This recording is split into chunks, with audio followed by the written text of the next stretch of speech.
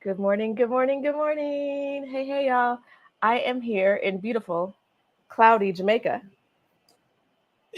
uh, to bring you a special guest today. One of my favorites, Tracie Collins, is here with us today. Good morning, y'all. Say hi, Tracie. Good morning. Tracie is at home, right? I am And that home is where? San Miguel de Allende, Mexico. Guanajuato, Mexico. Okay, so Tracie's in San Miguel. Tracie has been in Mexico for, I'm going to Ten, guess 8 months. How long has it actually been? 8 months here in San Miguel, 10 months Is total, this me or Tracie? 2 years traveling in and out of the country.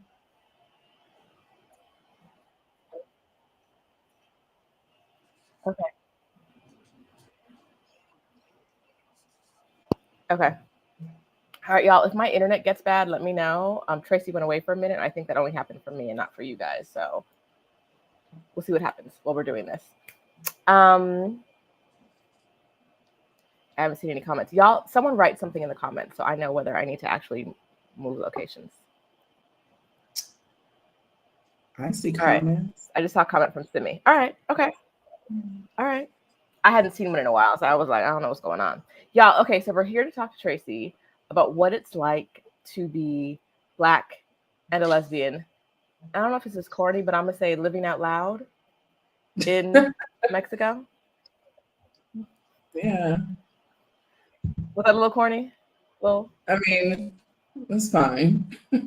I just myself. okay. Yes, yes. But you are there. You live in Mexico with your your Spouse. We spouse. call her honey. We call her honey. Everybody calls her honey. Okay, with your spouse, Mhm. who we all will all call Honey, who is a lovely, just lovely, lovely person that Tracie is not interested in sharing. Um, but we're going to talk about what it's like and what the community she's been able to build and a whole bunch of other stuff. So if you are wondering what life might be like for you if you moved to Mexico, if you are Black and a lesbian, we are here to have this conversation today. It is the first video in my Pride Month series. So we are going to talk to people around the world who are doing their thing, Black women who are doing their queer thing around the world. All right. I might need to move, y'all. It's hot out here. I thought I could take it. It's so You need a pretty. fan. Like you need a fan with you. Oh wait, I have a. Can you grab one of the? Do you have an electronic fan or just, you don't? Oh, she has an electronic fan. See? I'll have a fan in a minute. All I right, what's have the a temperature in San Miguel right now? right now it's probably like um it's in the 70. Oh, it's 80. It's 80 Okay. degrees. It's 9 a.m. We have been in the 90s for over a month, basically. Okay. High 90s, mid 90s, low 90s. Doesn't matter when you're 6,200 feet above sea level and Mm-hmm. closer to the sun and surrounded by mountains in a bowl. The heat just permeates. Okay, thank you. Thank you. So it's extremely hot. It's extremely hot here. Tracie. Oh, I'm freezing. Who knows? Who knows? But That's so I was in San Miguel last year around. I think it was around this time when it was so hot, and it because you're so high, it felt like the sun was like right here. The sun was right here. yeah, We go outside, and I was like, yeah. what are we doing? Okay, but we're not here to talk about the weather. But you know, it's not even that hot here. It's just so humid here. I'm like damp already, and I've been outside for 4 minutes. Um, I want to talk about you and Honey and moving to San Miguel and the journey along the way and what it's like and community and all that stuff. But first, Tracie started this off by saying, I know you're going to leave the conversation, but I'm not. I think I lied to her. What I want to know from Tracie first is what is the first thing you want someone to know about the experience of being a visible lesbian in Mexico? Oh, that's a really good question. The first thing I would want someone to know is For the most part, they don't care. I think that is what I have come to. For the most part, they don't care. I know we're going to get into our situation that we had for the first 2 months when we transitioned, but for the most part, Mexicans don't care. And as religious of a country as Mexico is, with Catholic being the primary religion, we have been congratulated on being married. We get asked all the time if we're sisters. Honey is always quick to correct them. No, that's mi esposa. And they're like, oh, congratulations. And that's wonderful. And so we have been welcomed with open arms here in Mexico. Mm-hmm. Okay.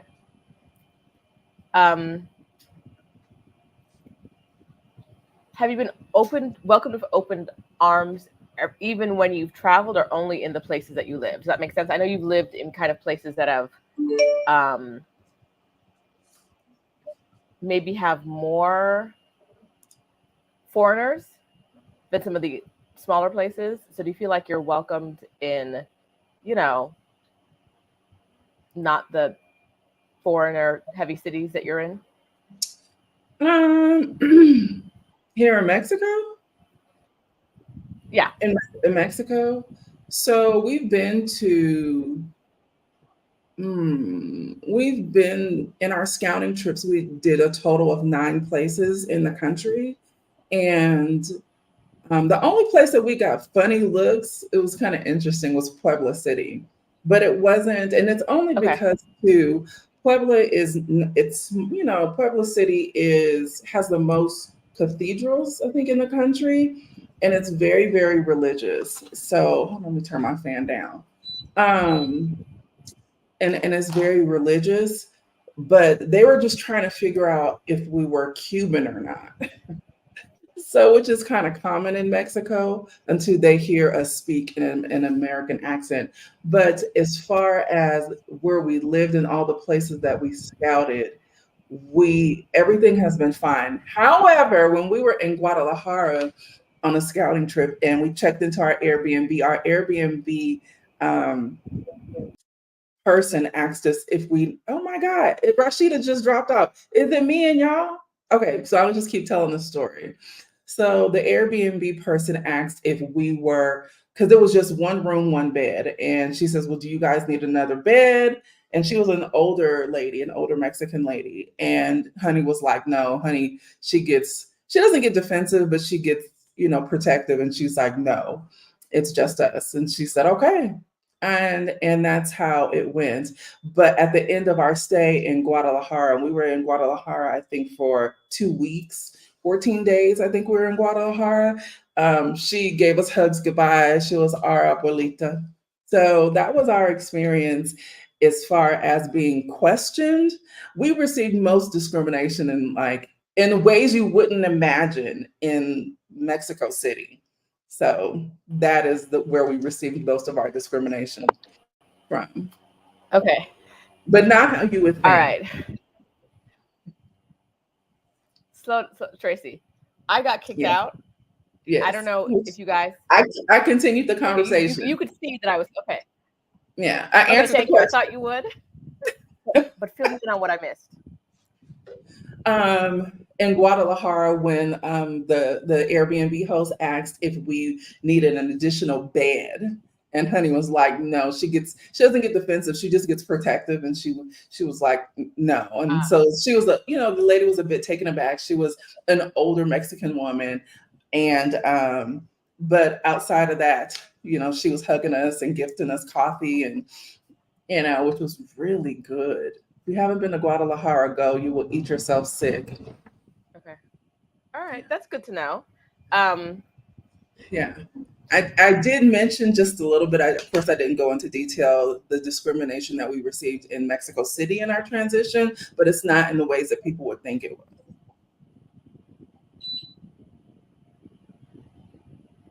Okay.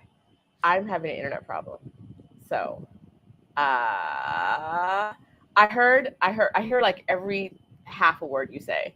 You said you received some discrimination in Mexico City in your transition? Yeah. Did I not And tell you you that said you story? did not go. Are you not familiar with that story? I don't think you told me that story. You know why? Because I just leave it from my Story. YouTube channel. I think I went off and I just left it on YouTube. I went off. Okay, so in our transition, so just to give everybody a backstory, we scouted from from May of 2022 to February of 2023. When we first went to Mexico City in, I want to say October 1st, the end of September 2022, we ended up staying for a month in Mexico City. And we loved it. We absolutely loved it. And Rashida knows, like, I was like, I'm not moving to Mexico City. I don't like Mexico City. Had never been there. I'm not living in the city. I'm from Oakland, lived in Atlanta. I am not, even though I was born in the city, in my heart of hearts, I'm more of a country girl. And so I didn't want to live in Mexico City. And the very first day Rashida and I met, she's like, she ignores me and talks to Honey. She's like, so when are you moving to Mexico City? And I'm like, I don't care what you say. I don't care where you live. I know you're in Mexico City. We ain't gonna live there. However, Honey was not the most convincing to move out of the country. And so for me, after we scouted 8 at this point, different places, Mexico City was the most viable option for us at the time, especially for her, because she was like, if this is what it's going to take for me to go, I need to be here. Fine, whatever. So in August of 2023, we finally moved out of the States. We moved to Mexico City. We had everything set up. And then we started on our finding a place journey. We started on finding a home, so we thought. And we got hooked up with a wonderful realtor. And it was, when we found places, we were verbally told that we got them because they could never dispute us on the finances. But it got to the point where we looked at probably over 10 places and wanted 3 of them, applied for 3 of them, and in the course of those applications, and they were not they were, one after another. Once we got rejected, then we applied for another. Once we got rejected, then we applied for another. But we were asked for this is common for Mexico City, like multiple rents, multiple deposits. But then it started to get to a point where they would ask us, well, do you guys have a prenup? Do you guys work here? And you must work here in order to live in this apartment. And at that particular time, we hadn't gotten a Mexican bank account because we wanted to get our place first. So they were like, well, you have to have a Mexican bank account. And so it was a prenup, Mexican bank account. If we were legally married, it was a total list of like 7 or 8 things that we were being asked of that nobody else was. And I was checking with the community, with our circle of friends, and everyone was like, this is not normal. Even our realtor was like, I've never had this happen before. And it was never about the money because they could never get us on, not having enough money. It was always something else. And what we were able to deduce it to was the fact that we were 2 Black women who just so happened to be a couple. And it hit me like a ton of bricks when I posted in a Facebook group that it wasn't Exodus Summit group. It was a different group. And the group said, it was a white man who commented, and I went through the whole diatribe of things that were happening to us. And he said, you have the one combination that they would discriminate against. And he says, you guys are Black, you're 2 women, and you're a couple, and you're married. And so that would be the reason. And that was a Thursday night. I think we were there at that point, 7.5 weeks in Mexico City, trying to find places. Now, mind you, we were getting told we got these places, and we were ending our Airbnb contracts only for them to say, the owners of these homes to say, oh no, you can't, we don't want you here. And they didn't verbally come out and say that, but it was always something of the ask that was ridiculous. And so we would always have to either extend our Airbnb agreement, which would cost us more money, and or find another place. And so we were spending a lot of money. We spent about nearly $10,000 on Airbnb stays just in the span of like 2 months, as a result of that. So it was a Thursday night, and I think I talked to Luxury Vagabond, Janae, during this time, and I said it was either between Puerto Vallarta, and because I have a friend there in Puerto Vallarta, and she was like, Tracie, you guys come here, you guys are going to be fine. She says, this is ridiculous. I don't know what they're doing over there, because what they're asking you is not normal.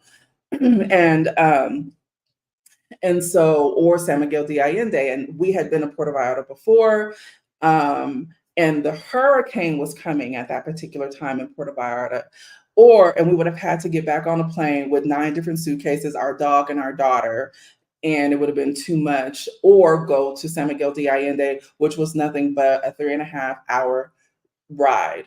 So we opted sight unseen to come to San Miguel de Allende, and we had gotten a place, another Airbnb, and about 5 days in, we ended up falling in love with it. And so we decided to give it a shot to stay here in San Miguel. And we started looking at a couple of places. We looked at a place that was really nice, but they were slow in getting back to us. And in the interim, we looked at another place, which was a ranch style house with a rooftop. And it was really what we wanted. We wanted to downsize because coming from Atlanta, we had a huge house and we wanted to downsize. We wanted a ranch style. And so we applied, we looked at the house and we said we wanted it.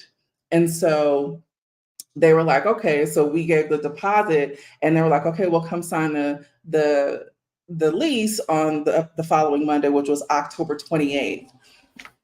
And so we kept looking at each other like, well, are you guys going to ask for anything else? Because the only thing they wanted really was our passport, and we also have our residency. So we gave our residency card. They didn't ask us for proof of income. They didn't ask us for in Mexico City, they were asking us for credit scores, U.S. credit scores. They didn't ask us for multiple deposits. They didn't ask us for multiple rents. They didn't ask us for a prenup. They didn't ask us for if we were legally married. They didn't ask us anything. And so Honey and I, because we kept getting, messed around and played over in Mexico City, we really thought we were being scammed. And so we kept it quiet to our friends and even our daughter, because we had looked at so many places in Mexico City and we had gotten so frustrated and discouraged at the same time that we just kind of kept it to ourselves, because we were waiting for the ball to drop. We were literally waiting for it to be a gotcha moment. We were waiting for them to be like, aha, we need this. But no, and we signed our lease October 28th, and they were like, okay, you can move in the first, but here are the keys. And it was like, so you can move in now. And so it was really that easy. And so when we started getting out into the community, I don't know where Rashida is. I know she's here somewhere. She's figuring it out. So I'm Tracie. I'm on Rashida's channel. But when we started getting into the community and, walking around town and driving around the city, because we did have a rental at the time, we were just, the Mexican people here were just like, they were like so happy to see us. I still to this day think we were the only Black lesbian couple here in San Miguel de Allende, even though there are other gay couples here, there are mixed race couples.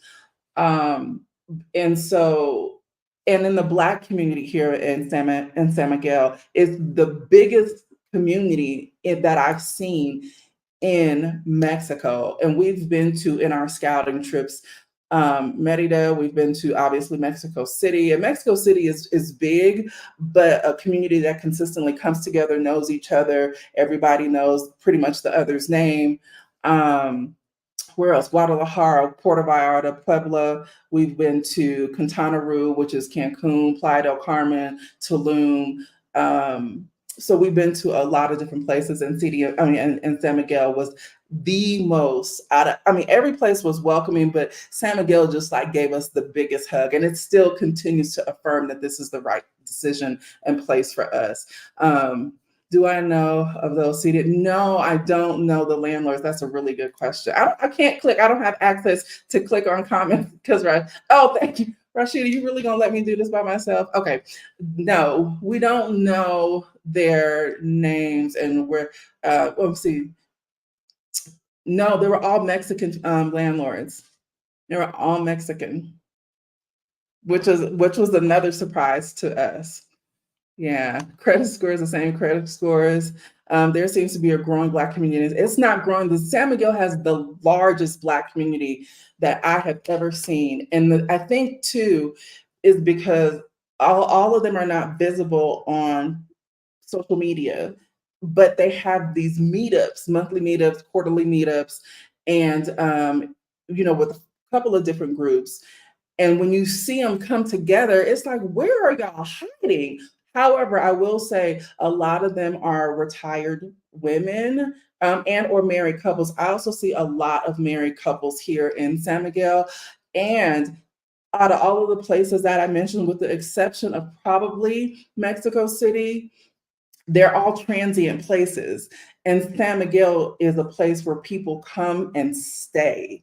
And so when, I know Stephanie and Rashida and Adelia talk about the importance of scouting trips, I will 100% vouch for that, scouting trips. And I'm so glad we did the scouting trips because when we finally got to San Miguel, we were able to settle. Can you speak about the experience of finding friends who are Black or queer?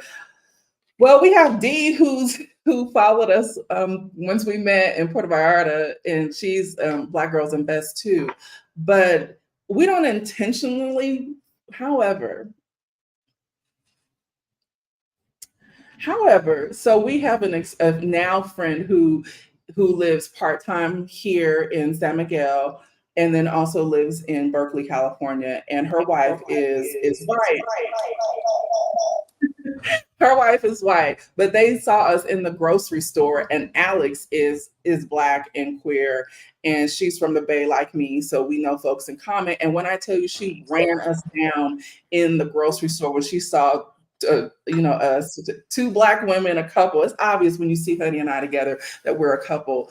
And so she ran us down, and she was so happy to see us. I think she probably hugged us, and she was like, "Oh, do you guys live here?" And they have fast become, part of our family. And so we don't intentionally really seek out finding like queer people or people who identify in the LGBTQIA family. However, we are totally open to it. And then also there's Damone and Todd. Todd's white, Damone's Black. They're both from California as well.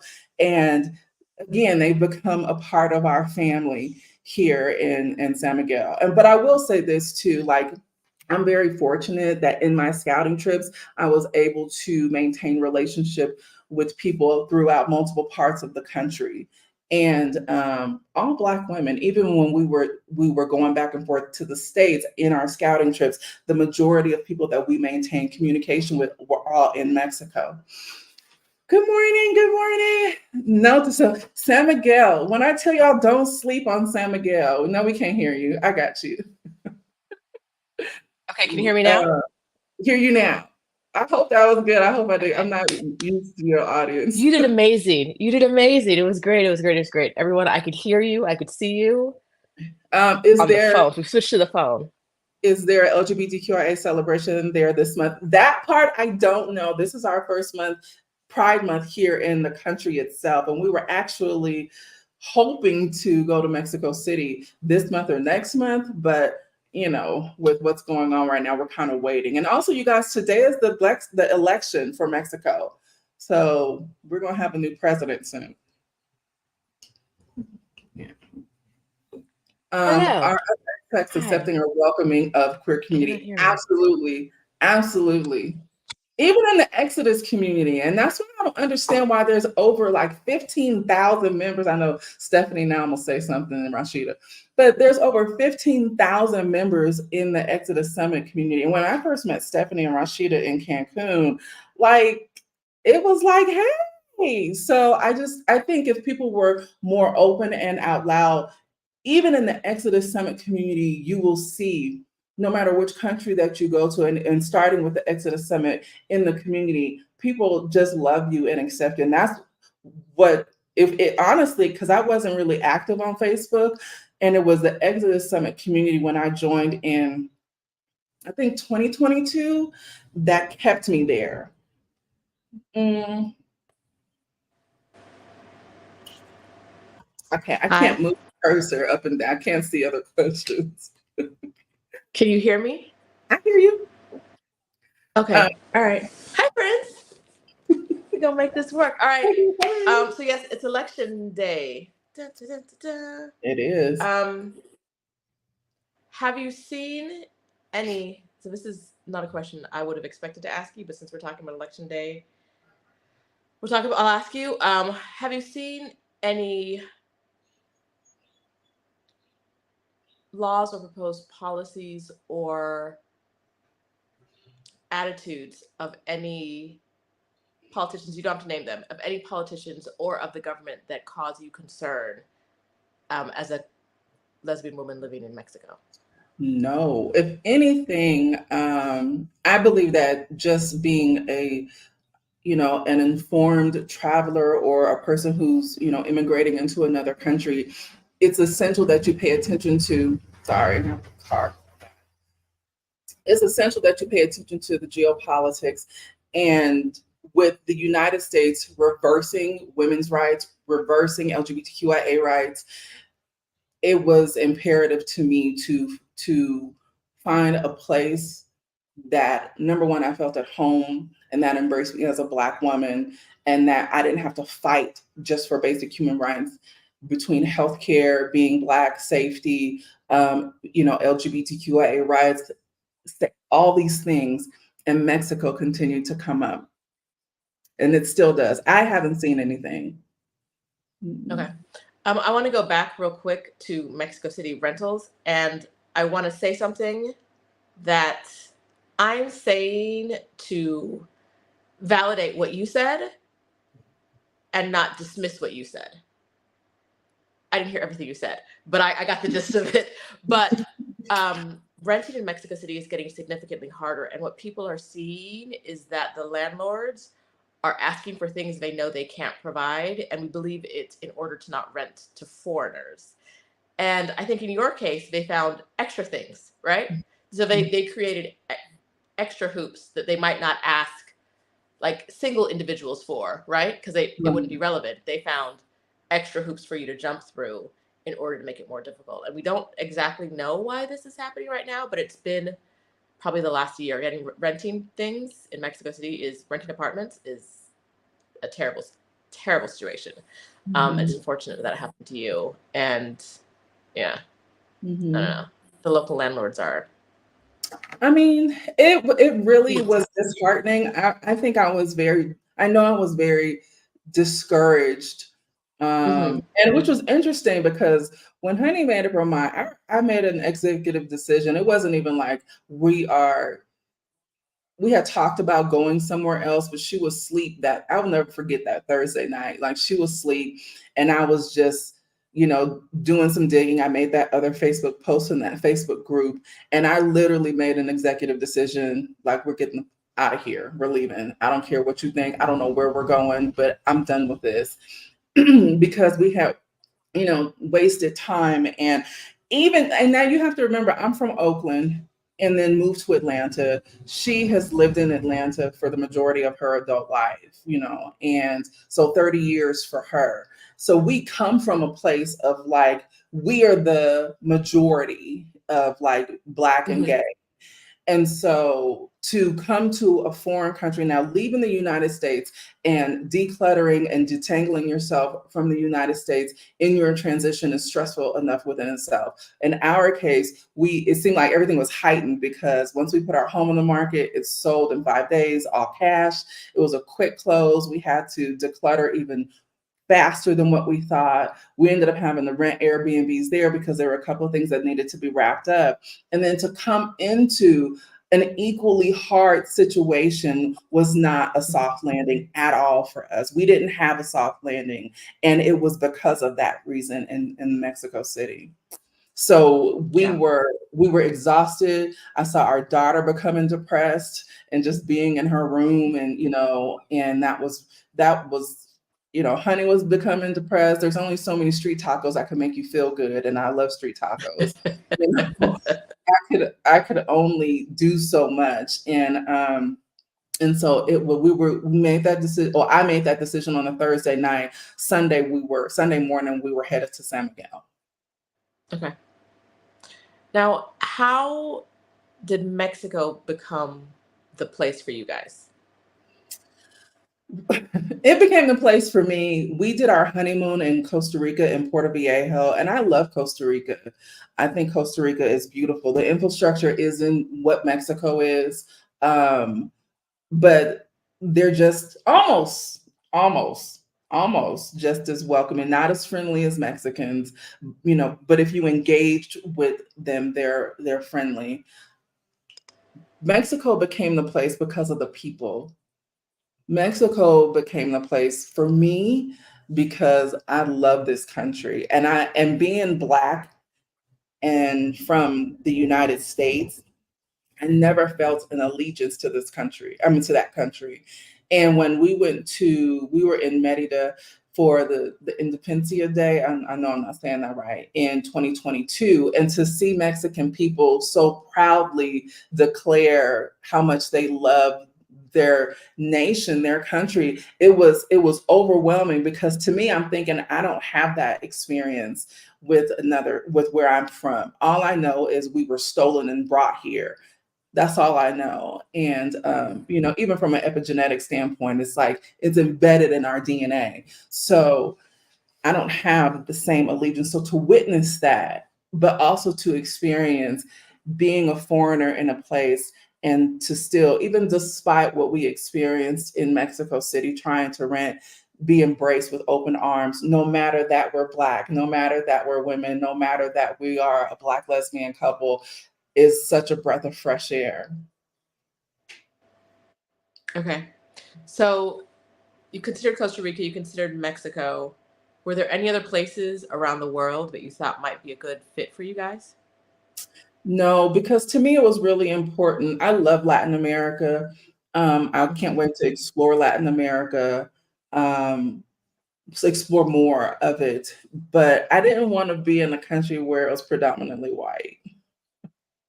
And I knew like the continent was not even an option, because they don't want us over there. And I'm not about to fight for just basic living. I'm not going to walk into that battlefield. So the continent was never an option.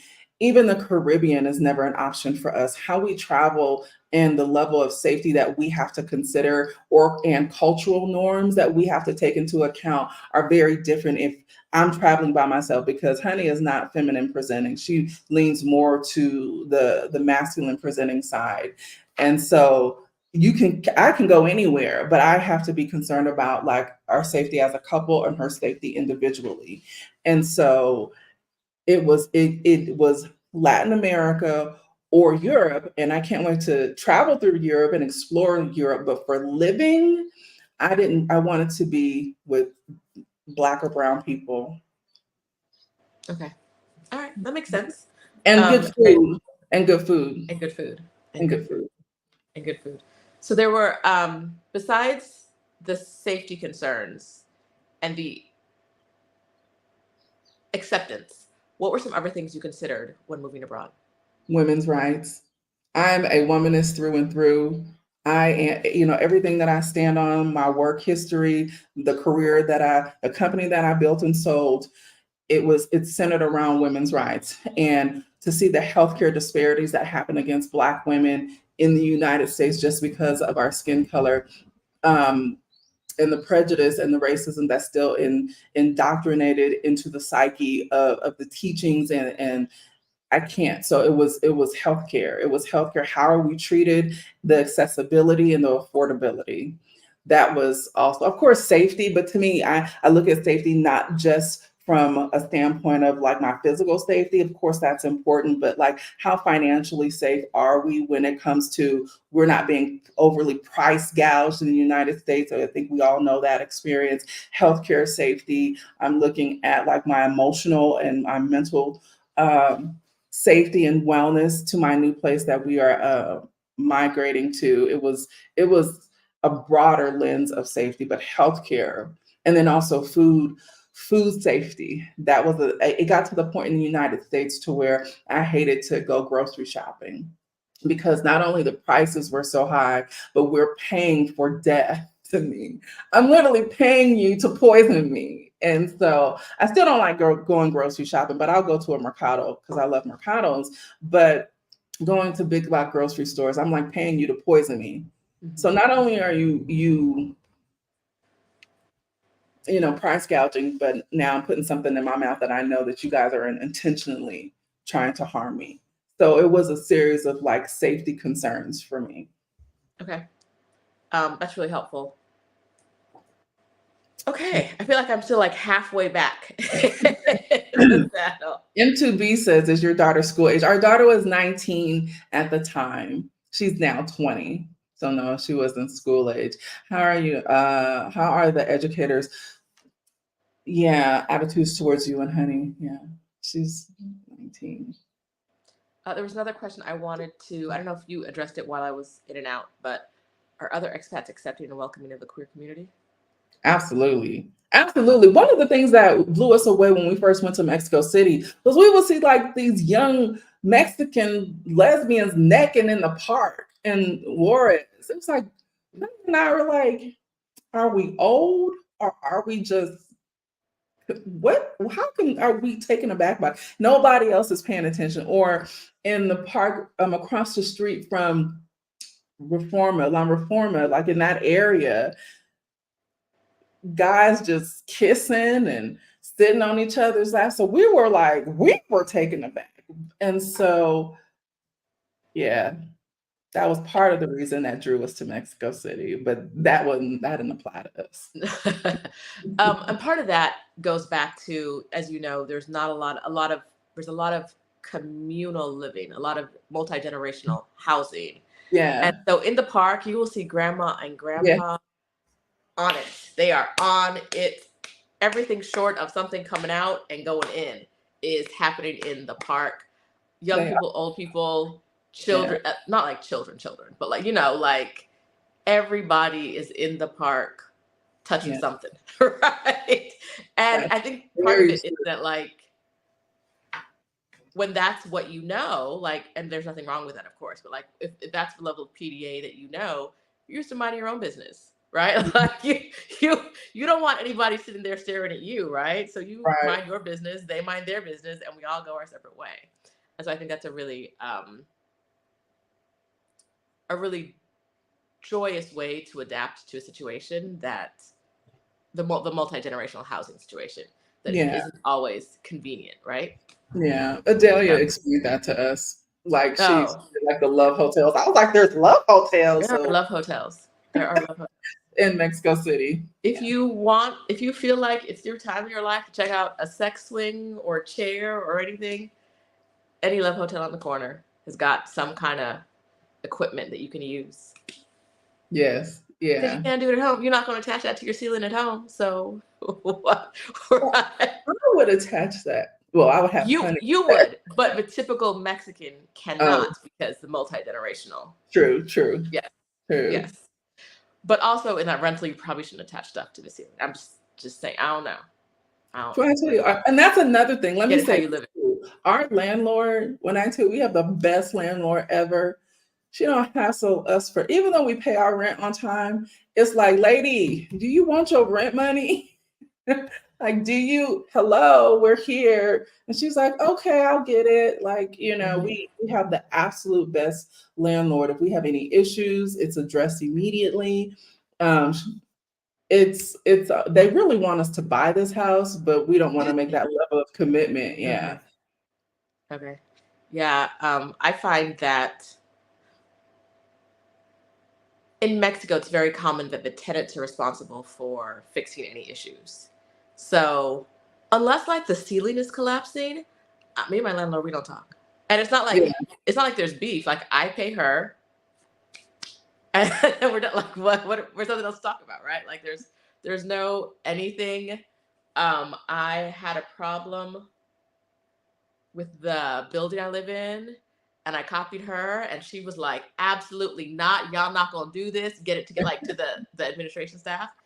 And then she texted me and was like, "You get it fixed?" I said, "Yep, done. Thank you." Like very much accommodating in ways that I'm not. If you can get in a building, and your landlord's not trifling. My landlord was not like when I rented back in 20. I rented this apartment back in 2020. It was easier.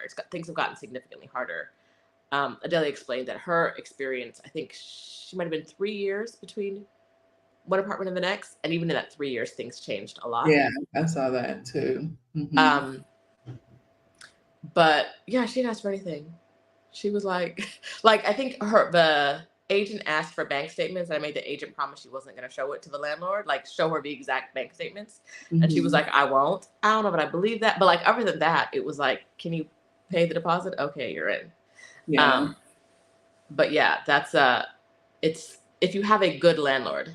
Yeah. They San Miguel is still like that. Good. That's nice. It's still like that. And people think San Miguel is expensive because they pay attention to the prices in Central. But my friends here in San Miguel, they have these 3-story houses with these rooftop decks for less than $1,000 a month.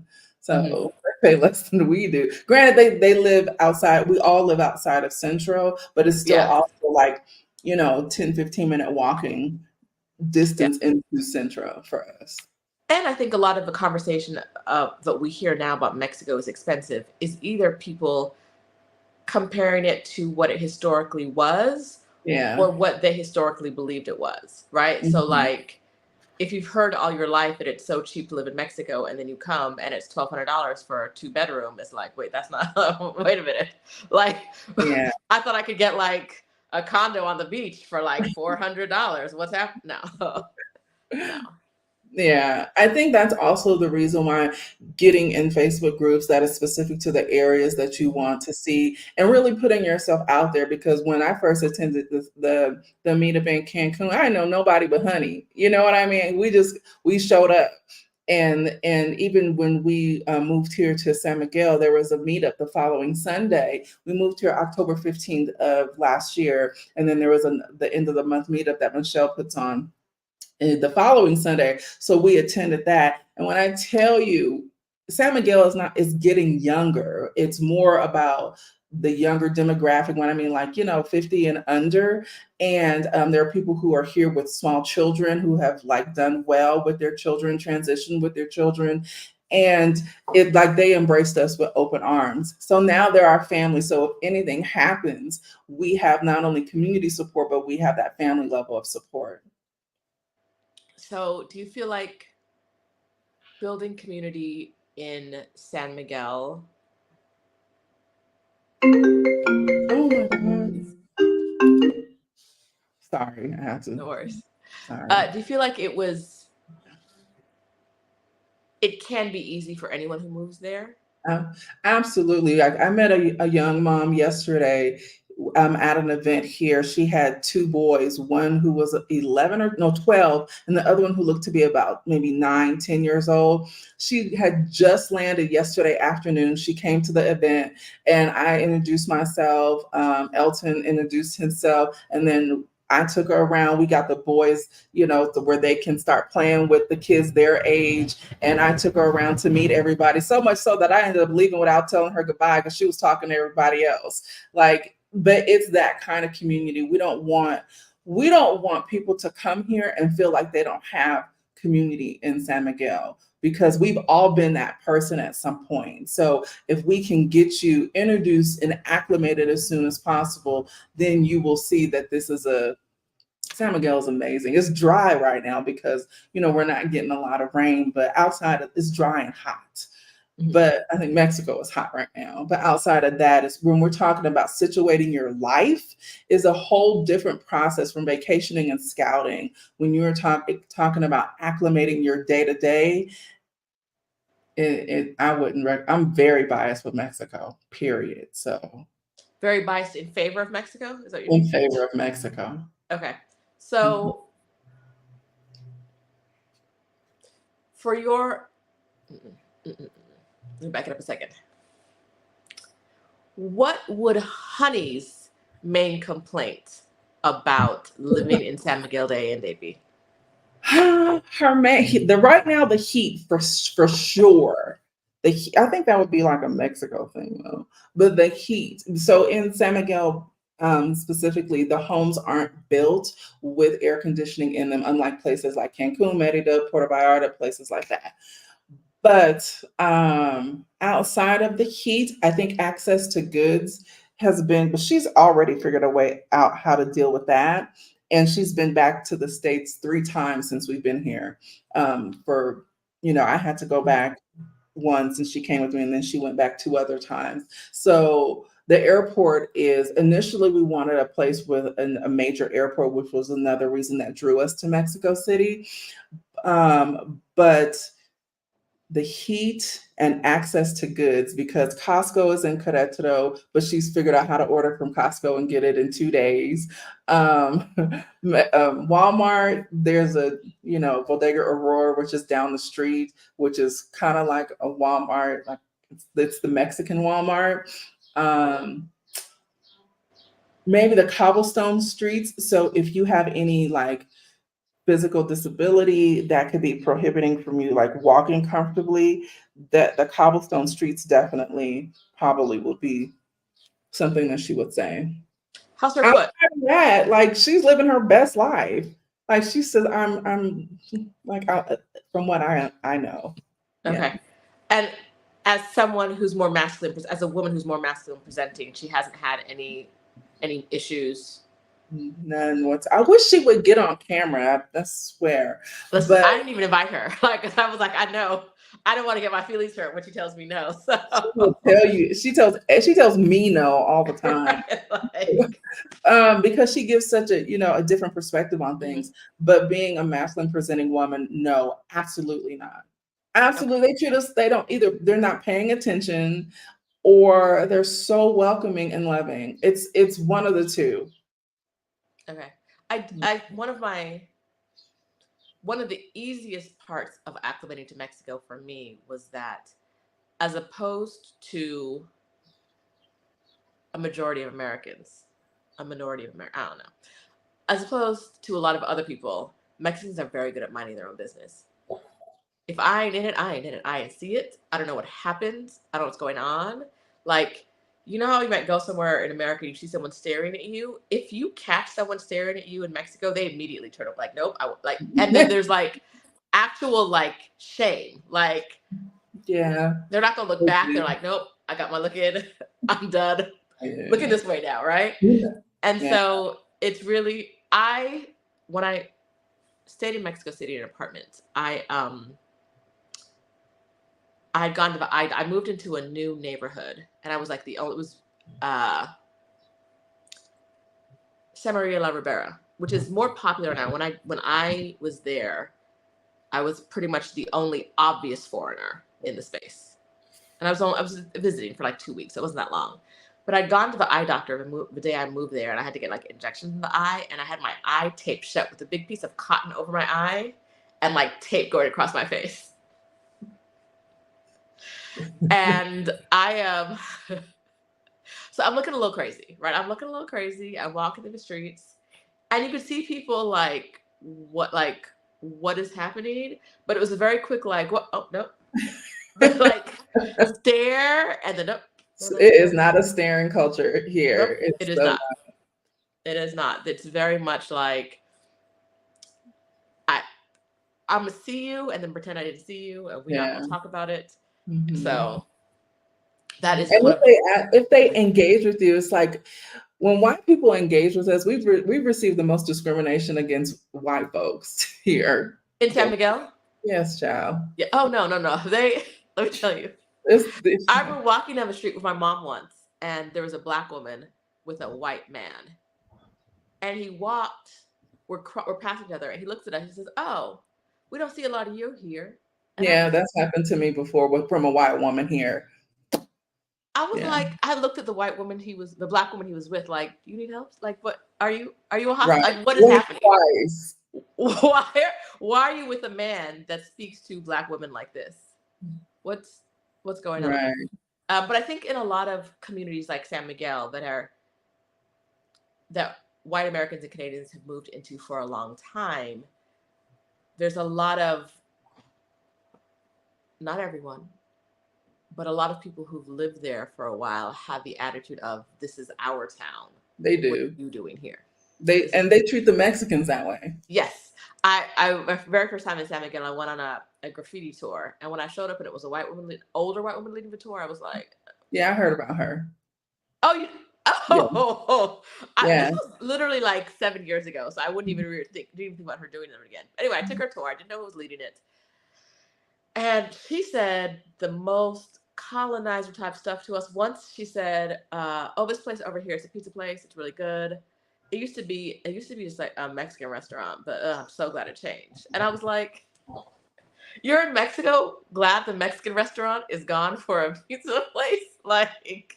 And I think too, the Mexicans here, because our group got into this big old back and forth in the restaurant earlier this year, like shouting match with these old white people who was knocking on death's door because, you know, some white lady yelled at us from across the restaurant. So our group went in.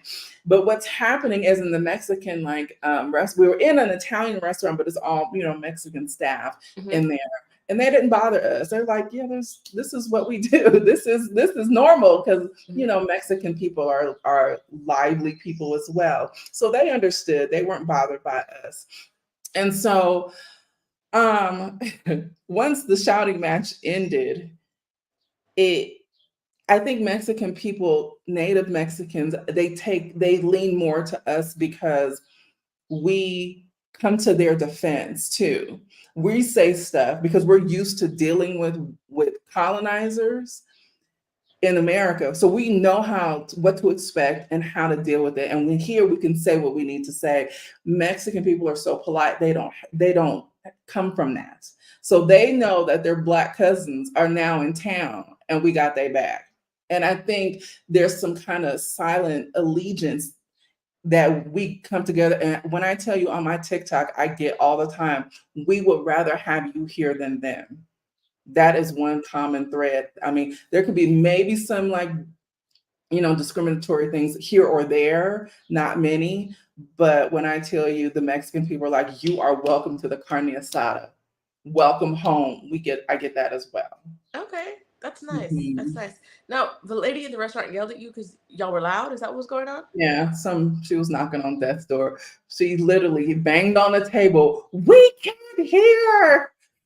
But two of the men that they were with, it was two couples. Both men or one of them had a hearing aid. She's like, he can barely hear us, and it was like he can't hear anyway, because she told us he had a hearing aid.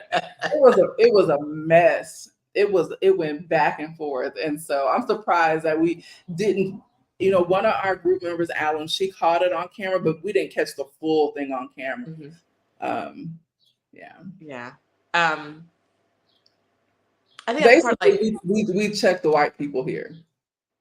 We check anytime white people in San Miguel in particular see. I know that we were supposed to be talking about LGBTQI, but now we're talking about race. But anytime white people in San Miguel see 3 or more Black people gathered, white people get uncomfortable. Some white people get uncomfortable. So they have this urge to come and interject themselves in our space. And that's when Oakland comes out in me. I'm not really the nicest person when it comes to, why are you here in my face? Yeah. So you just have to know how to deal with them. But I will say, once you know how to deal with them, you can not deal with them. Okay. All right. There are some. Do you feel like gay men are as accepted as lesbians? Yes. Here in San Miguel, there's so many gay men. Okay. And they're white, the majority of them, but one of our now good friends, he's Black, and his husband is white. But yes, absolutely. I can't wait for my friends to come visit. Like, Oh, yeah. yay. Okay. And Mhm. have you and I talked about the optics in Puerto Vallarta, right? Of the gay men out there. I can't stand Puerto Vallarta. I do not like Puerto Vallarta, y'all. I don't like Puerto Vallarta. It's a beautiful place. I know there's community out there. And however, if you are not old and white or white male, gay, then you are outside of the norm there. And the Mexican people, um, they're just different because they're used to catering to that demographic of people. So when we were in Puerto Vallarta, I was like, we need to get out of here. We cut our trip in Puerto Vallarta short and just went to Guadalajara because it's just not what we were looking for. If you want to visit and a pretty place to visit, that's one thing. But we were on a scouting trip, and I couldn't deal with the Okay. people in Puerto Vallarta. I can vacation in Puerto Vallarta. I could never live there, and I think that part of it is there's a lot of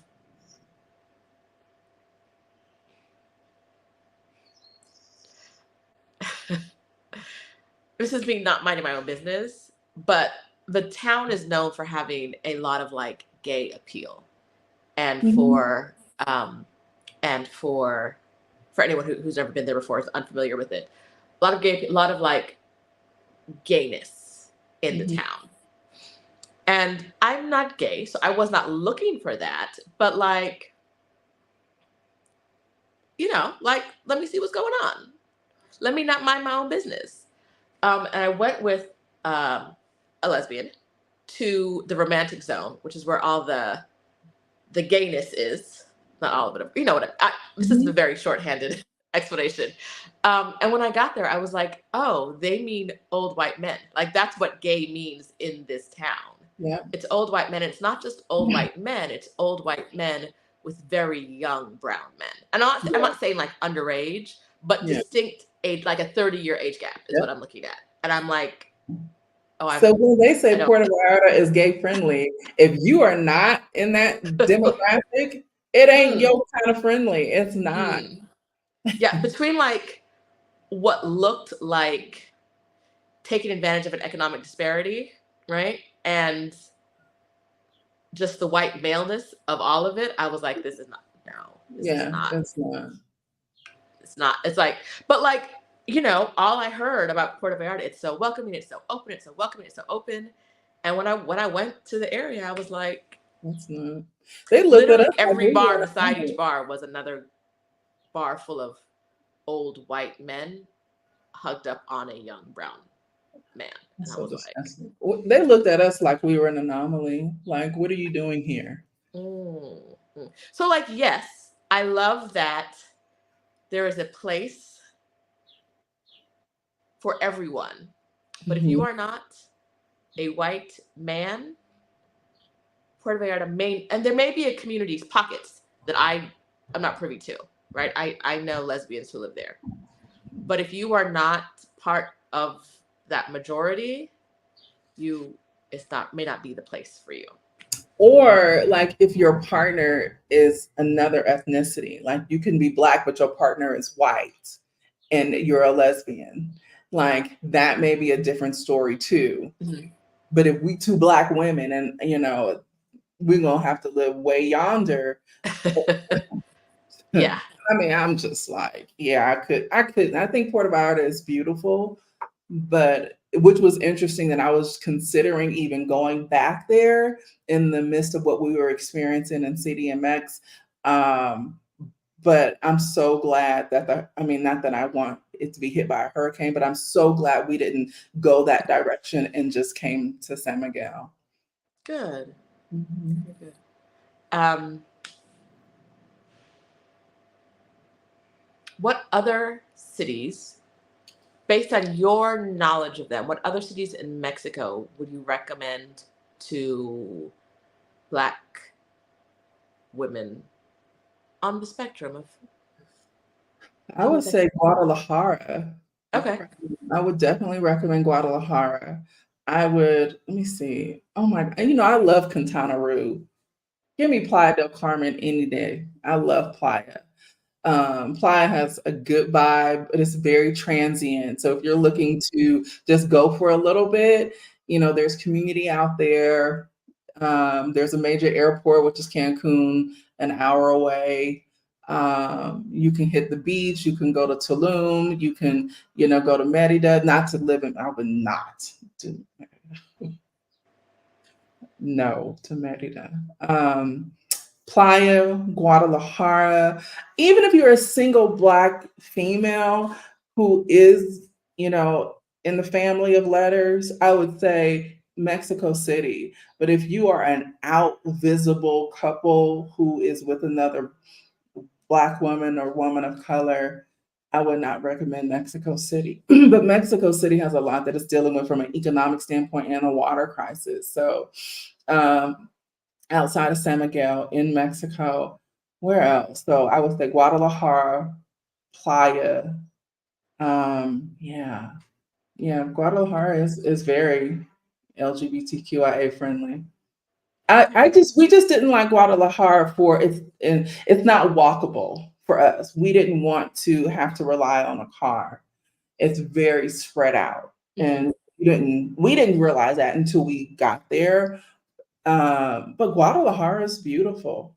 However, in the airport, they did pull me over and they thoroughly searched me. And then they pulled me over to another area and had the police search me. Were you carrying So something? I've had What were you experience. doing? Huh?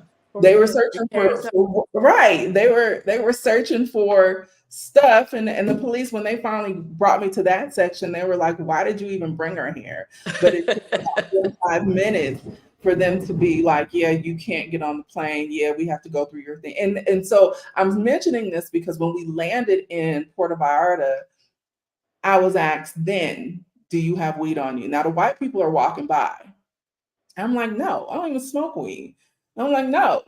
Well, why are you just asking me randomly? So my coming into Jalisco, period, coming in and going out, I was questioned.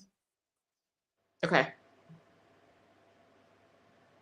So not that that's necessarily relevant, but that was my experience. You know what? It is. It is. I think that, especially if you're flying, if you're a regular traveler, you have to go through the airport. It's important to know, not every airport is created equal. There are airports I will never fly to again in my life. Yeah. Ever. Yeah, that's true. I can see that. Right? I can see that. Okay, so Kat wants to know if it's no to Merida because of the heat. No, it's not. It's because of the lack of infrastructure, because it's very spread out. It can take 45 minutes to get from one end of the city to the other. The streets have a lot of potholes there. Mind you, it's been like almost 2 years since we've been there. And the Yucatecan cuisine is very different from the rest of Mexico. Now, of course, the heat, I'm glad that we're not there, but yeah, no. So, Merida has beautiful homes. Yeah. Plus was asking if Merida is hotter than San Miguel, and yeah, it's hotter, and Merida's hotter than everywhere. Merida, yeah, Merida is like an insane. It's very much like you live in the Middle East heat. Like what's happening here? So when mom first moved there, she was like, "There's so many malls. There's so many big malls here. It's so impressive. There's so many malls." I was like, where else are a lot of malls? Dubai. You know why? Because you can't go outside. That's true. Because you can't just walk down the street and go. It's hot. Like, that's why there are so many malls. It's a survival technique. They know you're going to be in the mall spending money because you can't just be, especially if you don't have air conditioning at home or you don't want to run up. Electricity can be very expensive in Merida, and so you don't want to run up your air conditioning. You turn it off and you go to the mall because the air is on. You're going to spend some money. No. Yeah. They got a lot of malls. And they're dealing with power outages because of the heat. Are they? Yeah, they're dealing with that excessively. I've seen, a couple of few YouTubers leave Merida right now because of the level of heat. and they can't deal with it, Yeah. or their air conditioning is going out, or their power outages are happening. Yeah. Yeah, no, it's insanely hot. I found out that it's where the meteor that killed the dinosaurs hit in the Yucatan. It's where it hit down. That's why There's a reason. There's a reason for that, right? Like, I know the meteor was like, what's that hot place over there? That feels like home, right? Yeah. And crash landed right there. There's something there. I don't know what it is. I don't know the science behind it, but there's something behind that. So JG's has mentioned a Black lesbian family. Yeah, so you're talking about Kat. She's not there anymore. She since went to her and her then wife are no longer together, but they're still good friends. We were just on a TikTok live a couple of days ago, but Kat does traveling throughout the UK. In Europe. She was in Georgia in Tbilisi, Georgia for a while. Right now she's back in the States. Her. Yeah. Okay. Yeah. So. All right. And someone asked about the water crisis here in San Miguel. We're not experiencing anything nearly what Mexico City is dealing with. I just think we just want it to rain, but it's been raining in San Miguel, maybe not over our house, but like we were sitting on our rooftop last night and there was lightning storms. And so we've had some rain here. We just want more. Mm-hmm. Yeah. Okay. Did you see the hailstorm in Pueblo? Yes. So there is a Black lesbian couple who is not on YouTube at all, but I know one of them they live in Puebla. And but we did see the hailstorm in Puebla. We can't even get rain. They getting like 12 inches of hail. I was like, you're an hour away. That doesn't make any sense. What happened? Especially with the storms in the US, I don't understand why it just doesn't cross the border. But what they're predicting is that because it's been so hot in Mexico, they're bracing for a very strong rainy season, which starts this month, supposedly. So our rainy season is supposed to start in May. So we're already late. It's not, Mexico City historically has had a rainy season that starts in the middle of May. So we're weeks late. Yeah. See what happens. We'll see what happens. What is something you want? Someone in our community, her name is Tony. Hi, Tony, if you're watching. She is coming, or she was planning on coming to Mexico. I don't know if she still is, with her partner. They're younger. I want to say like early 30s, maybe late 20s. Mm-hmm. And they're both Black and are from the South. Mm-hmm. What would you tell them to think about? And they want, Tony's pregnant right now? Tony's pregnant right now. They're going to have a baby. What would you tell them to think about before moving to Mexico, if they were to move to Mexico? So I would definitely recommend having their healthcare situated.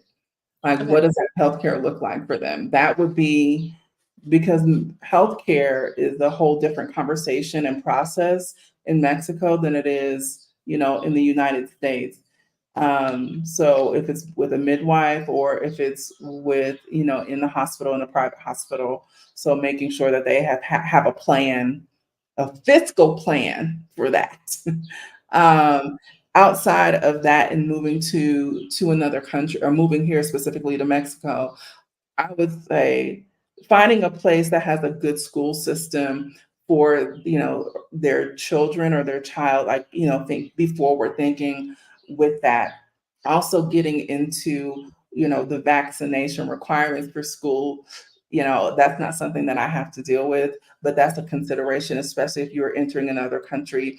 If it, with your children, you want to make sure that the healthcare, the school system, the vaccine laws or requirements, if any at all. And as far as like living, I would say come to San Miguel. I'm gonna promote San Bye. Miguel. It's okay. It's okay. The way you promote Mexico You know, City. But definitely, no, some I of get it that's Michelle has friendly. done such a great job. She has. Michelle's done such a great job of creating community there, but like it's natural that community draws more community. Mm-hmm. Speaking Yeah. of Michelle, Mm-hmm. what are some ways and what are some things that you did in the beginning of your process there that helped you uh, build community? Put myself out there, even if, as not shy as I am, it can still be uncomfortable putting yourself out there to meet people. So for here, having the monthly brunches is a benefit, to meet people who are considering or people who have lived here for a while. But putting yourself out there would be the number one thing that I would recommend, because we cannot, in the United States, we are taught and trained to be very individualistic. You cannot be abroad without community. So you are going to have to you're not going to be abroad successfully without some sort of community. So making sure that you are putting yourself out there to meet people and having an open mindset, because part of the reason why you are leaving the United States is for a lifestyle change. So part of that lifestyle change is you, and your mindset, and leaving the old ways behind and being open to the possibilities of. And that means being open to the possibilities of other people and ways of doing things and ways of being. So that would be what I would say. Now, what are some new possibilities that your move has created for you? Oh, that's a good question. New possibilities. Me being the businesswoman that I am, I have had to redefine that part of myself. And that is, I think I know where you're leading to, but having to redefine what that looked like for myself. Um, and what's going to happen when people move abroad is, like, everybody gets so focused on the move itself. No one really talks about, like, okay, now that you are moved, what now? What you're going to do with all of the stuff that was dormant that surfaces? How are you transitioning into your community? How are you learning the language? How are you, from a mental wellness aspect, financially? All of those things are going to surface if you are moving with a mate or a partner. Um, y'all, it's going to do one of the things. It's going to draw you closer, or it's going to break you apart. A lot of times people don't think about, because there's a lot of single women moving abroad, but when you are a couple, the conversations are different, and when you are a family, the considerations are different, the conversations are different. So be prepared to have hard conversations and some hard truths to surface, because it's going to, because in the United States, you don't have time to deal with those things that are lying dormant, and oftentimes you don't even know those things are there. So I've had to deal with, oh, wait a minute, now what do we do, in a lot of different realms. Okay. Now, there's a lot happening outside there. You're in a hotel. It's like, what is that strange noise? It sounded like a car hit something, like screeched. Yes. Yes, it did. But where I am, there's no car can get back here. So what is that? Who knows? So tell us about what you've been creating and what you've been creating and what you've been letting go of since you moved to Mexico. I didn't have any Black women friends in the States. None. No. When I tell you, okay, yeah. You lying. No. In Atlanta, they were superficial and full of crap. In the Bay, everybody just kind of went their separate directions, and I only stay in contact with all of my guy friends.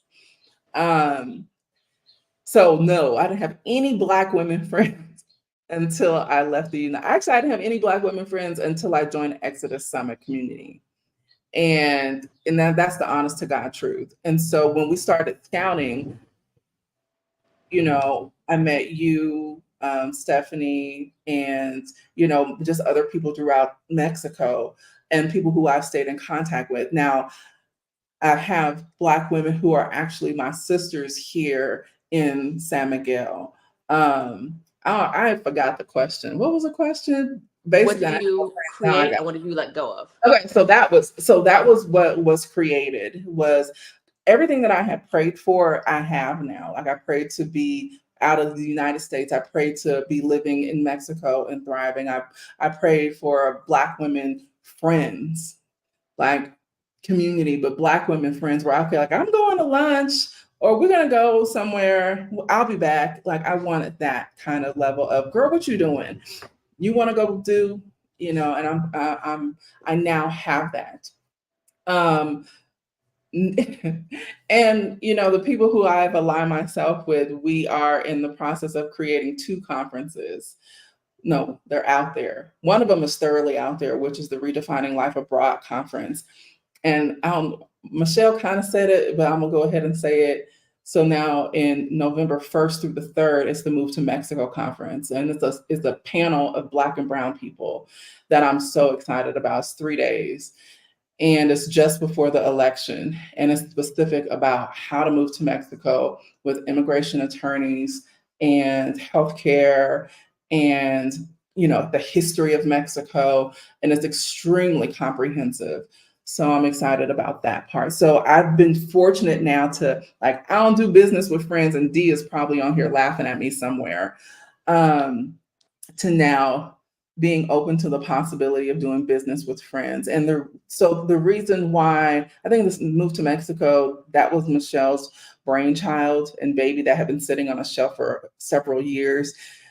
But she saw how the first conference or summit, the Redefining Life Abroad Summit, is really about, it's once you get abroad, now what? And so I'm excited to be aligned with 5 other beautiful Black women. We just all happen to live here in San Miguel, but we are going to be talking about ways to redefine your life abroad and things that you have to consider, from finances to family and other things under that realm, and mental wellness and, entrepreneurship abroad. Like, how do you create your business abroad, and make sure that you have revenue streams coming in for yourself? So that part, when I talk about San Miguel, is just different, y'all. We about our money, we about business, and we about community, and we just keep it 100. But that's also a part of the people that are drawn here, especially the younger demographic of us who are, maybe like 50-ish and above, like below. Just there's a couple of us who are just above 50, but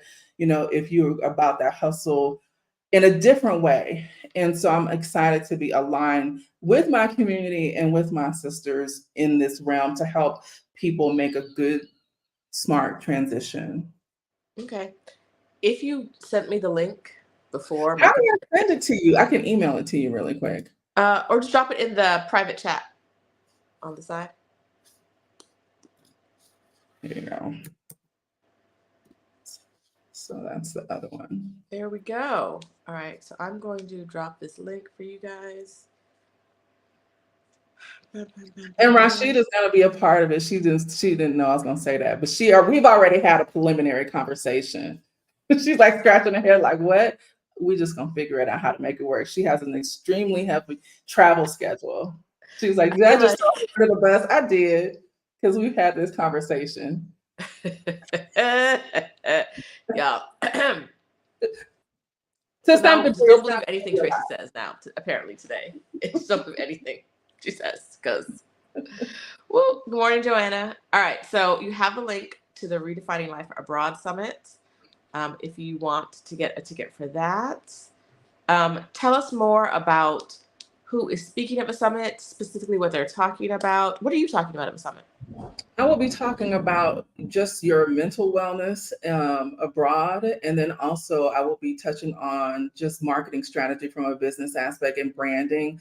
I'm an entrepreneur, so I know how to be in that space and So I'll be talking about two different things, but we're also going to be talking about LGBTQIA life abroad. Me and Dee Watkins, she'll be talking about finances and investment, but we are partnering together on a talk, LGBTQIA life abroad. Okay. All right.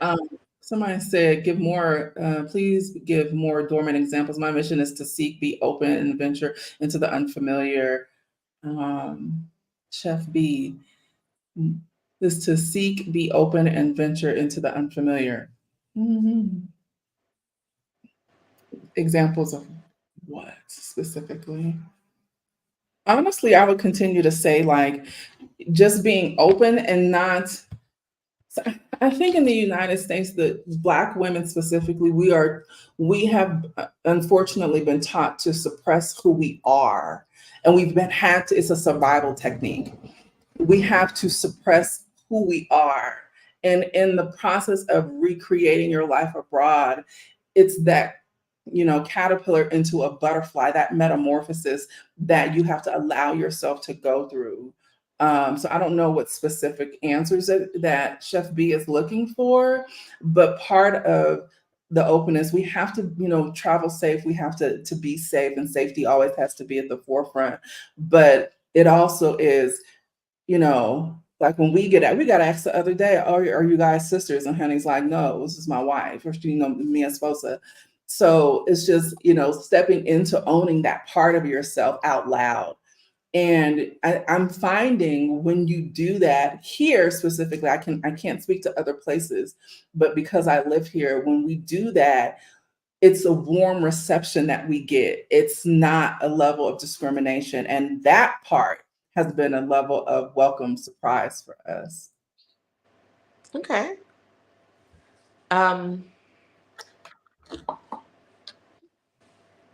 What are some of the unexpected benefits of moving abroad, of moving specifically to Mexico?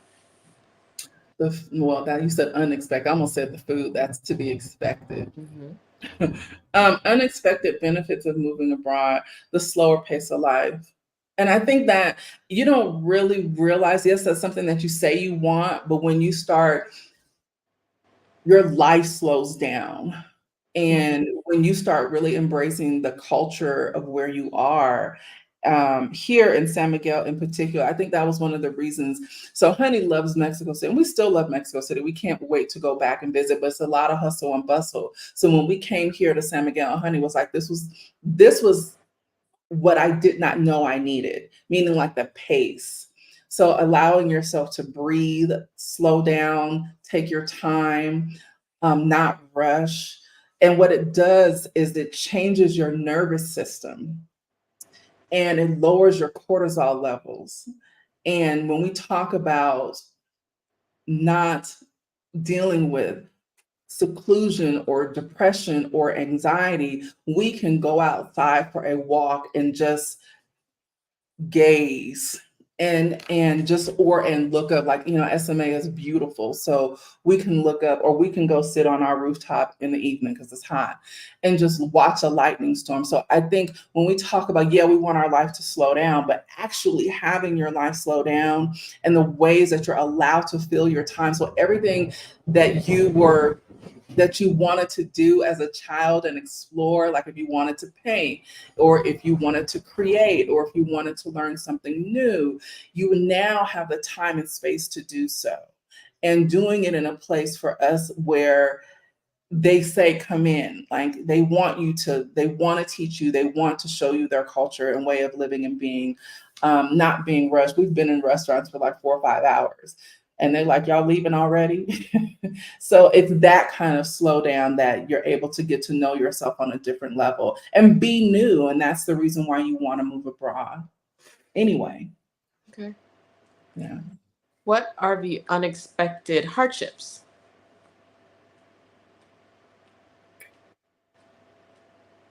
Part of the unexpected hardship that I could say for me personally was the what now phase. I think I was so used to doing and producing. That was hard. Hence the hence the summit. Like that was where I was birthed from.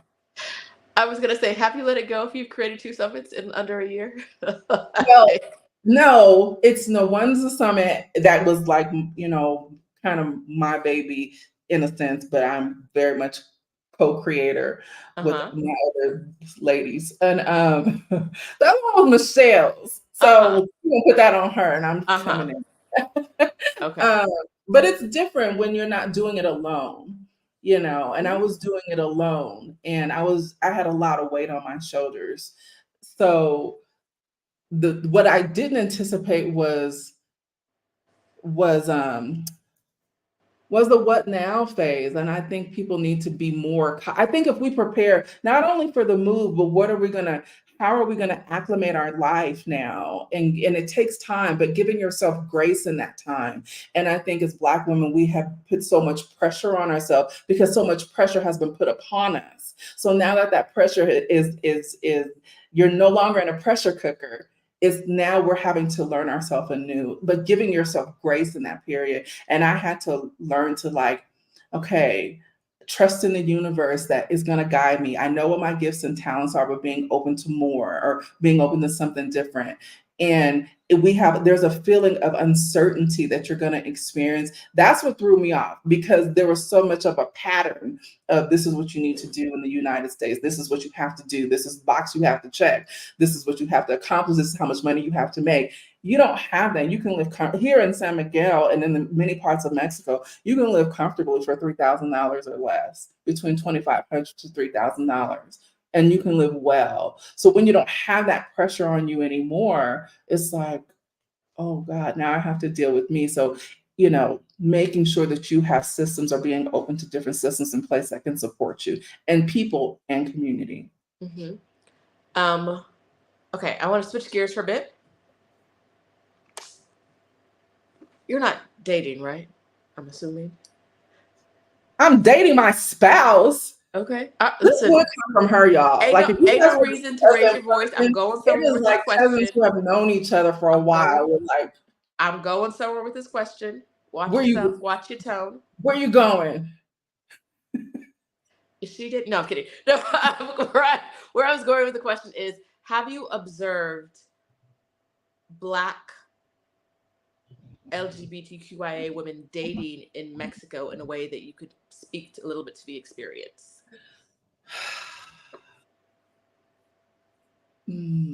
I wish I could. I wish I could. And the reason why I said I wish I could was because I wish there was more of us who were open. Mm-hmm. When you say, what do you mean when you say open?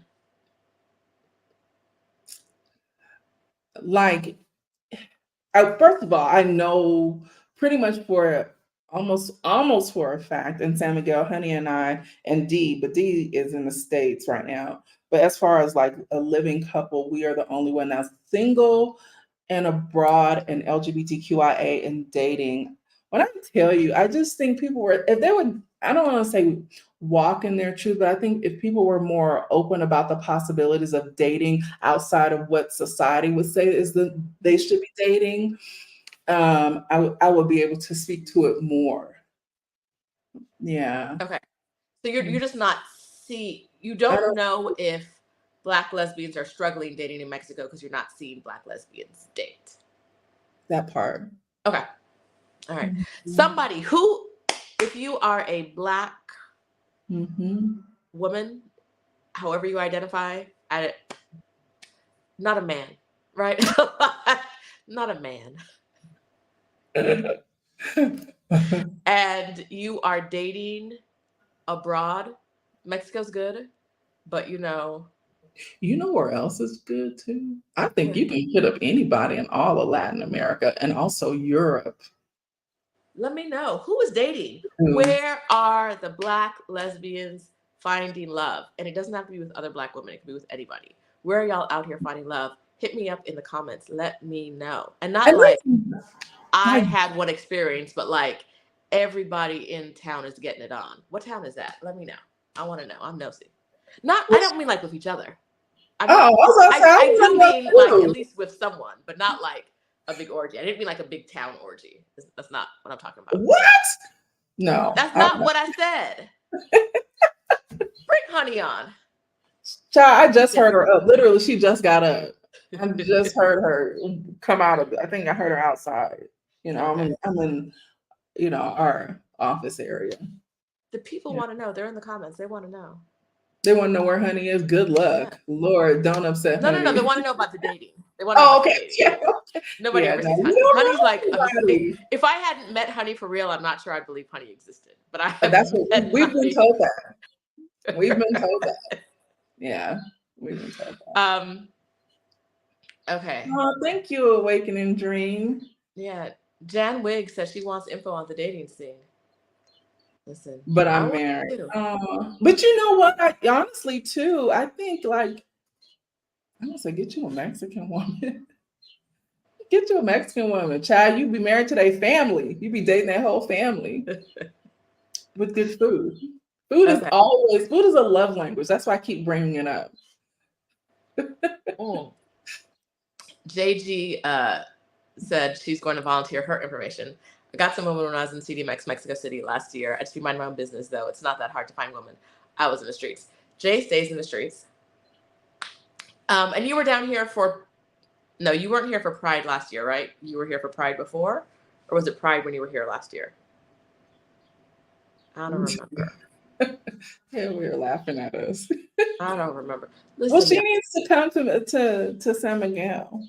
Bring some good walking shoes. Do you have some women for her in San Miguel? Because it sounds like you said you don't. Well, I don't have no women nowhere. What are you doing? I don't know. Well, just come. And Jay's cute too. Well, just come. You might like it and stay. I'm saying. But yeah, Jay was here for Pride last year. Mm-hmm. Cute and nice. Traveling around the world. So I'm going to start a dating service. I have to know you first before I start selling to other people. I can vouch for Jay. I have met her in person.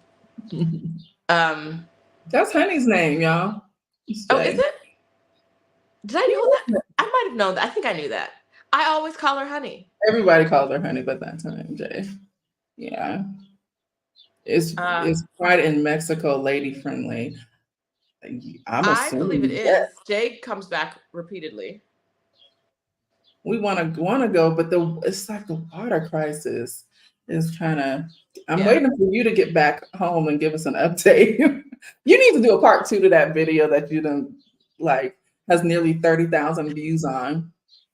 I just be saying stuff and then walking away. I mean, what's there to say? Until it either starts raining a lot, we still got water. We didn't have water in February. We don't have water in May because of rain.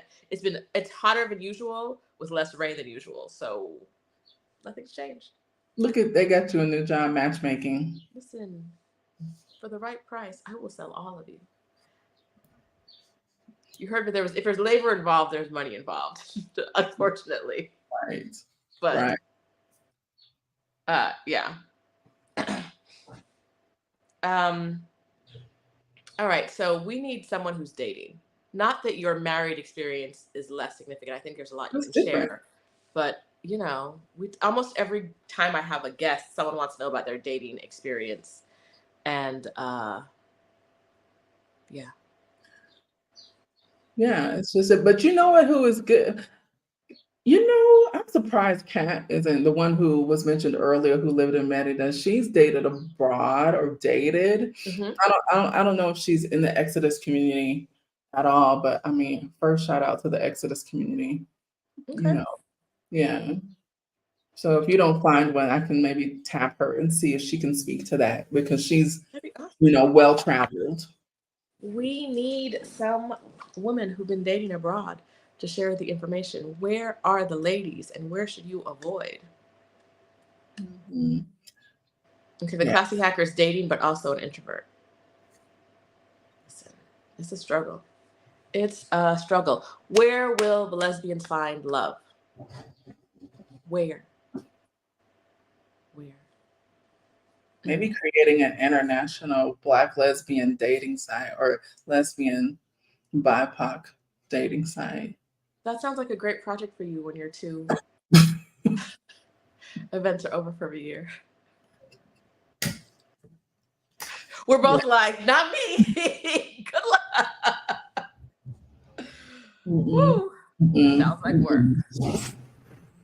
All right. Okay, so we talked about what you would want in the very beginning, what you would want people to know. We talked specifically about like the couple I mentioned, what you'd want them to know. We're not going to get Honey on. I wish. I keep asking. I wish we could. Wow. I want to squeeze her cheeks. I wish we could. Give her a hug for me when we're done. But we've talked about the first summit, and I'm sure we'll talk about the second one later as it develops. The first one is you're claiming his work, and the second one is Michelle. I'm gonna tell her you said that. I mean, I'm co-hosting it. Yeah. Oh. Okay. Okay. But JG says Brazil. Yeah. She brought the Lord in, like. Yeah, and Carnival is on my daughter's birthday next year, on February 28th in Brazil. Yeah, so if you want to plan a trip, a scouting trip, there you go. But you're scouting for something else. All right. What else? What haven't we talked about? I think we've covered everything that I'm aware of, unless people have other questions specifically to me and our experience abroad. But honestly, I think, and to sum it all up, like we're just treated like a regular married couple abroad in Mexico. Like, yeah, we are not, honey, nobody, I think that's part of her comfort level too, seeing how like she's had to like redefine her life, and like picking up hobbies and things that she is discovering that she likes, but allowing her to rest too has been a priority. And but being abroad has allowed us to do that and to slow down as a couple, individually and collectively. And but we're in a place that allows us to do that. And it took some getting here because our initial transition was rocky. But now that we are settled, we're not tourists, we're not doing touristy things. We are living and existing and coexisting. It's honestly a beautiful, welcomed experience. I'm a Black woman who is currently in the U.S. planning to travel global. I will say this. I almost forgot, and this is not a plug for Mexico City. I will say, because I don't know the deets. I will say that there is, as far as I understand, an active Black queer female community that does stuff together. Where? In Mexico City. Oh, in Mexico City. Mm-hmm. I think they have I think there's a WhatsApp group. They get together and do stuff, and they find a way to communicate. So I think it's WhatsApp. But yeah, there may be, I think, in the communities you go to, I think if Tracie was dating, she would know more about what's happening. Is it fun? This is a really good question. Is it hard to find queer women of color on YouTube? Yes. Is it? It absolutely is. There is not a lot of representation of Black lesbian women traveling. So if you are one of those, please create those channels. Please, show representation of, if you're single, if you're coupled, it is extremely hard. I follow one, maybe two, but they don't really travel. So if you have or want to create content and you're struggling as far as where, that is a niche that is, if you are a Black person, a Black woman, lesbian in the family, and I keep saying family because it's just a bunch of letters, but also from the Bay, we say family. Please create that content because there's not a lot of representation out there. And especially vlogging style. Mm-hmm. Jay says there is a group in Mexico City. She went to 2 events last year. I think, wherever if you're, if you're open, like Tracie said earlier, if you're open, your people will find you. It's just, are you comfortable being open where you are? And I hope that you are. Before I get you out of here, Tracie, I wanted to ask, is there a question that no one in the audience asked yet that I wouldn't know to ask because I am not in the family? So is there a question that someone in the family would want you to answer that someone outside of the family like me wouldn't know to ask? You got to ask yourself your own difficult question. What would it be? Anything?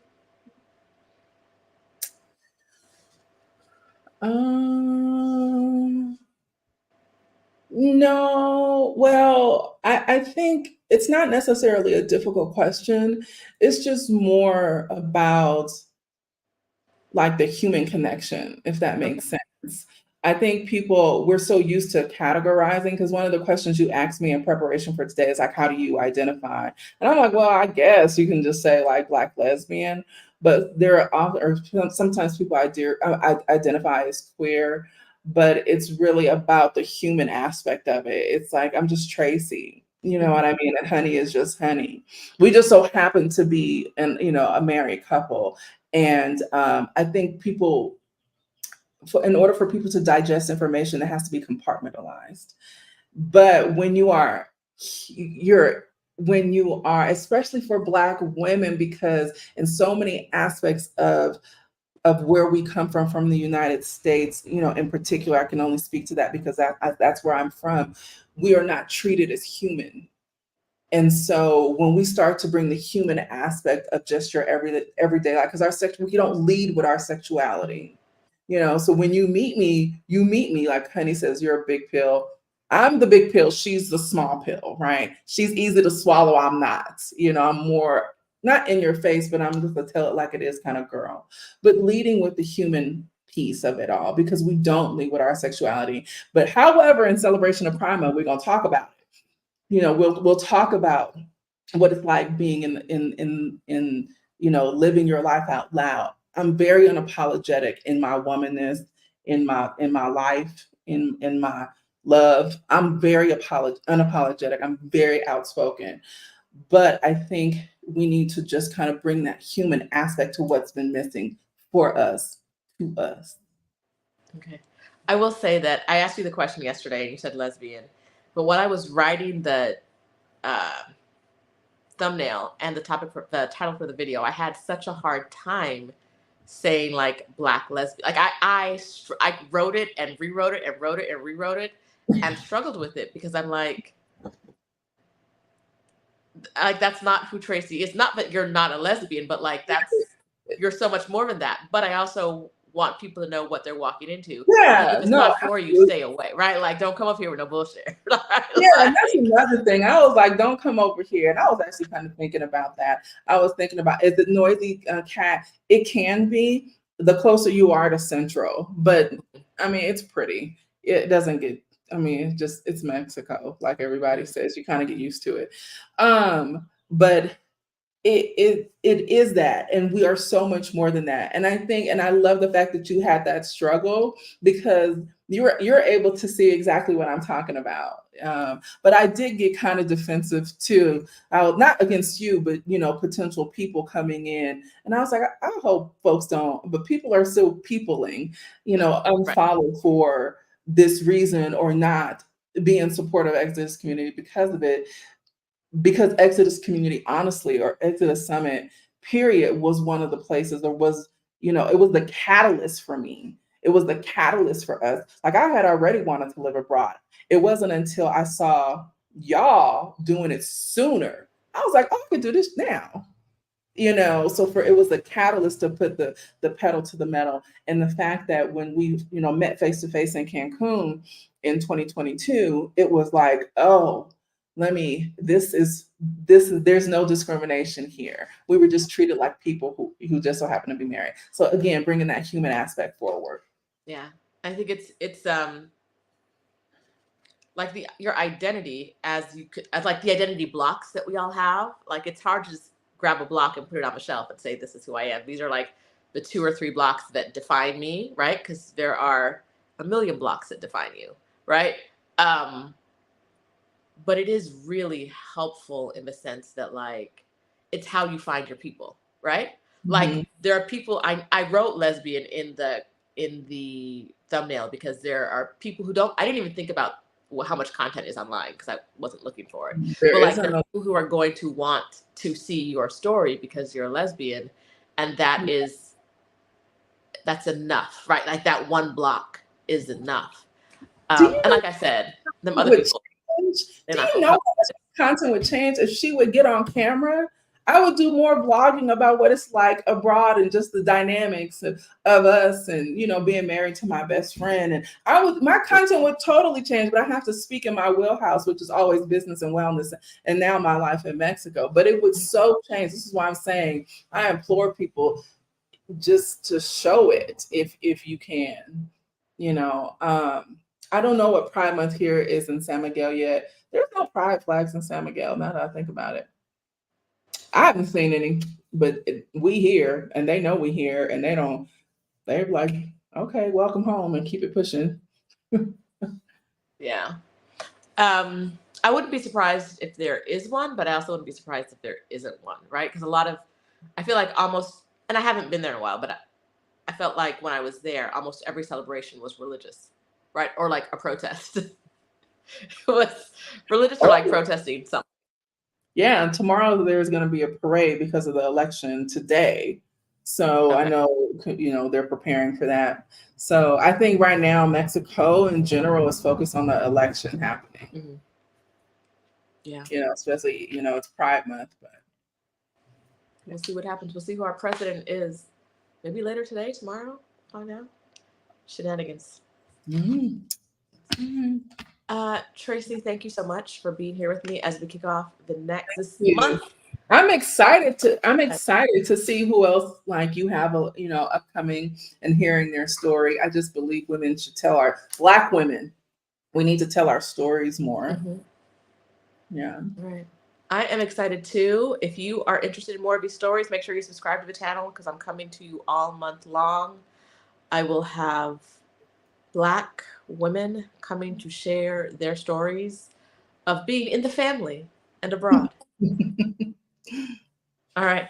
And someone in our community outed herself to me. Well, to all of us. I don't know if you guys noticed, but there's someone who I did not know was queer who said it in the community today. So she came through. So thank you for giving the space for someone to do that because I didn't know. I just think like I've had made a career out of creating safe space for women and also primarily for Black women because I am one. And so I think continued conversation, even people who are allies, that A in those letters, it also stands for allies. It's asexual and allies. So even if you are an ally, like that is like represent that because, you know, no more of we can't do to ourselves what's been done to us by others. And I will say, this came up in my brain earlier, and I didn't say it then, I'll say it now. I think that when you move abroad, you are more likely to find open-minded people. Because people who pick up all their stuff and move to, I'm not saying they're all saints, right? They're not going to all be winners. You're going to run into some of them and be like, oh, she's not for me. But people who move abroad are more likely to be open to things that they haven't experienced, dealt with, or that someone else might be uncomfortable. They're more likely to be less, to find comfort, right? To be comfortable with things that someone else might not be comfortable with. And so I think that if you are thinking about moving abroad and you are queer, if you're anywhere, and hit me up. And hit Tracie up. Hit me up. Know that the community, wherever you're going, is probably more open than your community at home. Generally, for whatever you got going on, whether you're lesbian, whether you have 17 arms, whatever it is, those were not correlated at all. I was trying to think of something really wild. Sorry.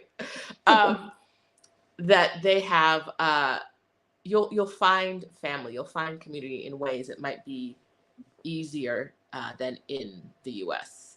Yes, Marissa had the words that I didn't have. Thank you, Marissa. Less confined. That's that social work. That's that social work brain, though. Thank you. Thank you, because I did not have it in that moment. Yeah. Yes, Kat says, move abroad with an open mind, please. Yeah, leave that crap there. All that learned behavior of discrimination and idealistic, individualistic thinking and way of being, and no, we're not taking that with us. Yes. Yeah.